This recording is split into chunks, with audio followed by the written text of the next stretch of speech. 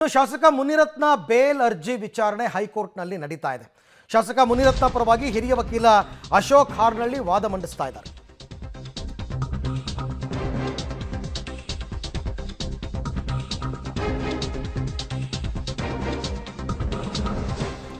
Okay, ಶಾಸಕ ಮುನಿರತ್ನ ಪರವಾಗಿ ಹಿರಿಯ ವಕೀಲ ಅಶೋಕ್ ಹಾರ್ನಳ್ಳಿ ಅವರು ಹೈಕೋರ್ಟ್ನಲ್ಲಿ ವಾದ ಮಂಡನೆ ಮಾಡ್ತಾ ಇದ್ದಾರೆ.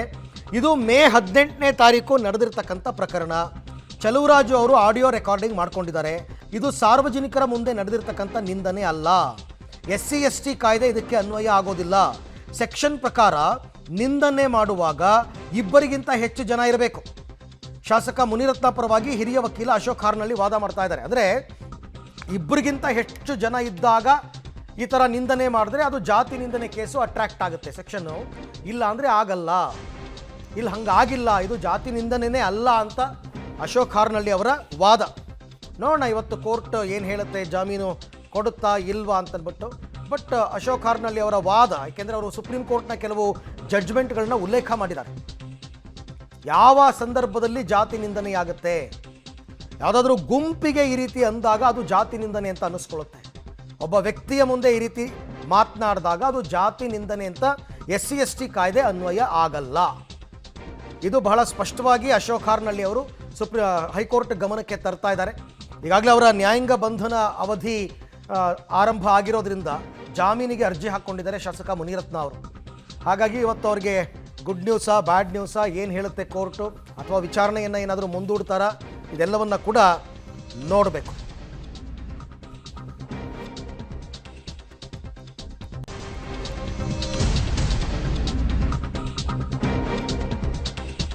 ಜೀವ ಬೆದರಿಕೆ ಜಾತಿ ನಿಂದನೆ ಪ್ರಕರಣ. ಶಾಸಕ ಮುನಿರತ್ನಗೆ ವಿಚಾರಣಾಧೀನ ಖೈದಿ ನಂಬರ್ 9141/24. ಮುನಿರತ್ನರನ್ನ ಏಕಾಏಕಿ ಬಂಧಿಸಿಲ್ಲ ಅಂತ ಪರಮೇಶ್ವರ್ ಅವರು ಸಮರ್ಥಿಸಿಕೊಂಡಿದ್ದಾರೆ.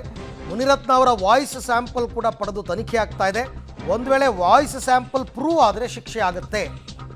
ಜೊತೆಗೆ ಶಾಸಕ ಚೆನ್ನಾರೆಡ್ಡಿ ಮೇಲೂ ಕ್ರಮ ಆಗುತ್ತೆ. ನೆನ್ನೆ CT ರವಿ ಕೇಳಿದ್ರಲ್ಲ, ಇವ್ರಿಗೆ ಮಾತ್ರ ರೂಲ್ಸು, ಅವ್ರಿಗೆ ಯಾಕೆ ರೂಲ್ಸ್ ಇಲ್ಲ ಅಂತ. ಚೆನ್ನಾರೆಡ್ಡಿ ಮೇಲೂ ಕ್ರಮ ಆಗುತ್ತೆ. ಶಾಸಕ ಮುನಿರತ್ನ ತಪ್ಪು ಮಾಡಿದರೆ ಶಿಕ್ಷೆ ಆಗಲಿ ಅಂತ ಜನಪ್ರತಿನಿಧಿಗಳಾಗಿ ಆಯ್ಕೆಯಾದವರು ಮಾದರಿಯಾಗಿರಬೇಕು ಅಂತ ಚಿತ್ರದುರ್ಗದಲ್ಲಿ ಸಂಸದ ಗೋವಿಂದ ಕಾರಜೋಳ ಕೂಡ ಈ ವಿಚಾರಕ್ಕೆ ಸಂಬಂಧಪಟ್ಟಂತೆ ರಿಯಾಕ್ಟ್ ಮಾಡಿದ್ದಾರೆ. ಚೆನ್ನಾರೆಡ್ಡಿ ಮೇಲೆ ಯಾಕೆ ತೆಗೆದುಕೊಳ್ಳುತ್ತೆ ಇಲ್ಲ ಅನ್ನೋ ಆರೋಪ ಬಿಜೆಪಿ ಮಾಡ್ತಾರೆ. ಯಾರು ನಾವು ಅವ್ರ ಮೇಲೂ ಕ್ರಮ ತಗೊಳ್ತೀವಿ. ಯಾರನ್ನು ನಾವೇನು ರಕ್ಷಣೆ ಮಾಡೋದೇನು ಇಲ್ವಲ್ಲ, ಅದಕ್ಕೆಲ್ಲ ಮಾಹಿತಿಗಳು ಬೇಡವಾ? ಏಕಾಏಕಿ ಬಂಧನ ಮಾಡಿದ್ರು. ಅವರು ಏಕಾಏಕಿ ಏನು ಬಂಧನ ಮಾಡಿಲ್ಲ. ಅವರು ಕಂಪ್ಲೇಂಟ್ ಮಾಡಿದ್ರು. ಕಂಪ್ಲೇಂಟ್ ಮಾಡಿ ಅವರು ಯಾರು ಆ ವಿಡಿಯೋಗ್ರಾಫ್ ಏನು ಕೊಟ್ಟಿದ್ರು ಅದರ ಆಧಾರದ ಮೇಲೆ ಮಾಡಿದ್ದಾರೆ.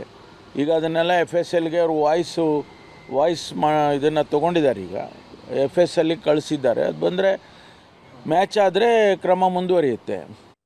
ಷಡ್ಯಂತ್ರದನೋ ಇಲ್ಲೋ ಗೊತ್ತಿಲ್ಲ.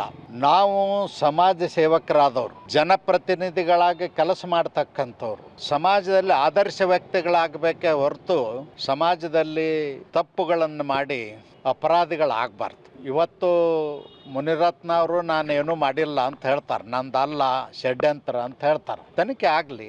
ಅಕಸ್ಮಾತ್ ಆಗಿ ತಪ್ಪು ಮಾಡಿದರೆ ಅವ್ರಿಗೆ ಕಾನೂನಿನ ಕ್ರಮ ಆಗಬೇಕು.